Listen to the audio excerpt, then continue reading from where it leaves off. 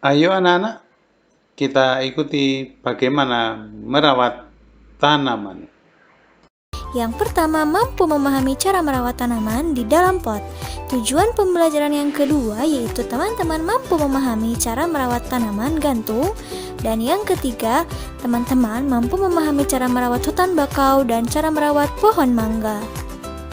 Pembahasan yang pertama yaitu cara merawat melati. Nah, berikut adalah petunjuk perawatan melati. Yang pertama yaitu teman-teman siapkan pecahan batu bata merah atau pecahan genting, lalu susun di dasar pot.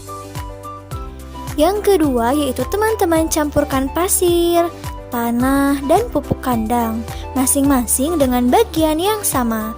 Isikan pada sepertiga bagian pot, letakkan di atas lapisan pecahan batu bata merah atau genting.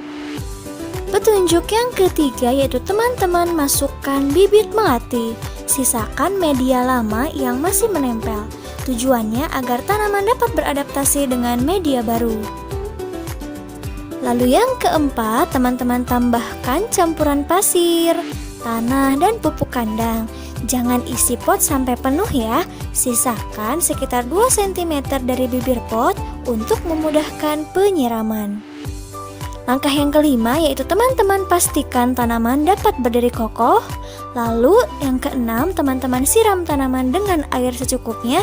Dan terakhir, bersihkan bagian luar pot dari kotoran. Lalu letakkan pot di tempat yang diinginkan.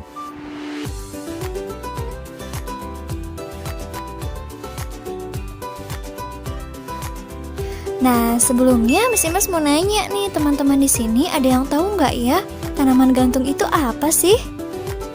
Oke, betul banget.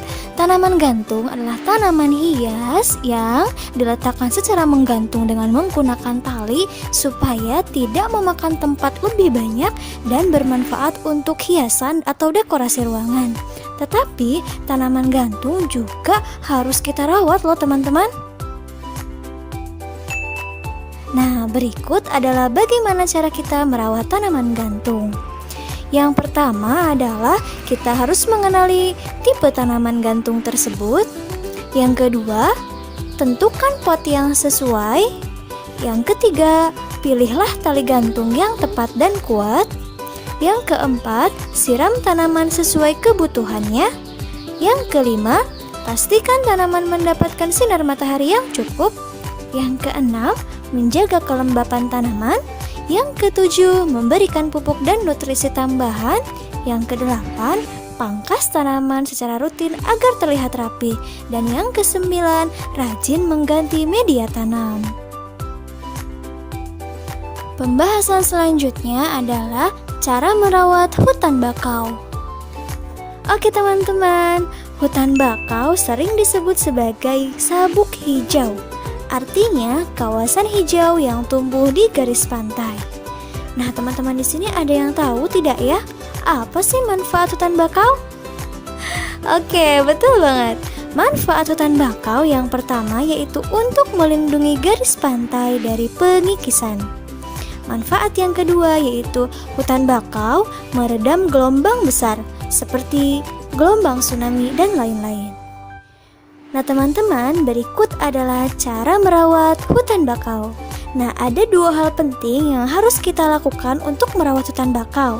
Yang pertama yaitu caranya dengan penyiangan. Yang kedua yaitu caranya dengan penyulaman. Penyiangan dilakukan untuk membasmi hama di sekitar hutan bakau. Lalu penyulaman.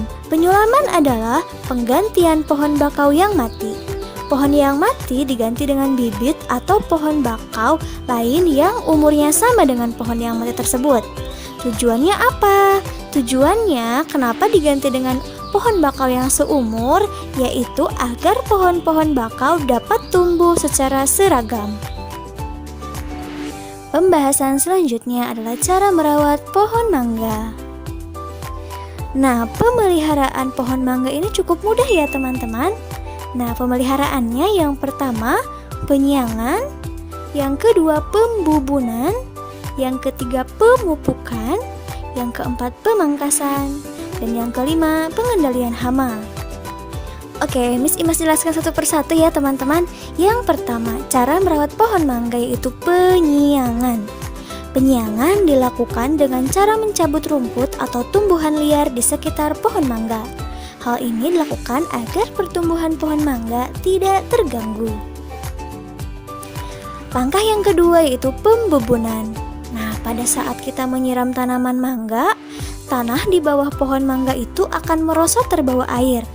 Nah, makanya dilakukan pembubunan untuk menimbun kembali tanah yang merosot karena terbawa air. Langkah yang ketiga yaitu pemupukan. Pemupukan dilakukan untuk membantu meningkatkan kesuburan tanaman. Nah, pupuk yang digunakan untuk pohon mangga ini biasanya adalah pupuk organik atau anorganik. Selanjutnya yaitu pemangkasan. Pemangkasan perlu dilakukan secara rutin. Tujuannya agar produksi buah mangga jauh lebih baik. Nah, langkah selanjutnya yaitu pengendalian hama dan penyakit. Nah, langkah ini dilakukan dengan menyemprotkan pestisida dan insektisida pada tanaman. Penyemprotan pestisida dan insektisida hanya dilakukan saat hama dan serangga menyerang ya teman-teman. Nah, biasanya hama yang sering menyerang pohon mangga antara lain kepik buah, lalat buah, codot, dan tungau. Oke teman-teman, kesimpulan untuk pembelajaran kita kali ini adalah ternyata semua tanaman dan tumbuhan itu perlu kita rawat ya teman-teman, karena mereka juga termasuk makhluk hidup. Nah, perawatan tanaman dan tumbuhan itu berbeda satu dengan yang lainnya tergantung jenis tanamannya. Jadi, ketika kita ingin memelihara suatu tanaman atau tumbuhan, kita harus mengenali dulu jenis tanamannya supaya kita tidak salah dalam melakukan perawatan tanaman tersebut.